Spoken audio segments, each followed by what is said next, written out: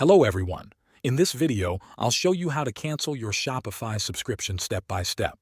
First, log into your Shopify admin account using your email and password. Once you're logged in, go to the bottom left of your dashboard.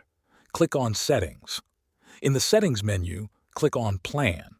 This is where you'll find all the details about your current Shopify plan. Now look for the option that says Deactivate Store. It should be somewhere on that page. Click on it.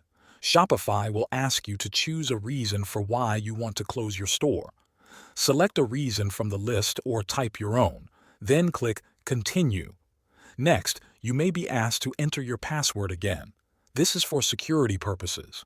Type in your password and confirm.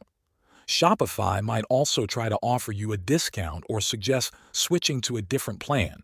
If you're sure you want to cancel, just keep clicking through the options until you get to the final confirmation screen. Then click Deactivate Now. Once you do that, your store will be closed and your subscription will be canceled. You will not be charged again. That's it. You've now canceled your Shopify subscription. Thanks for watching.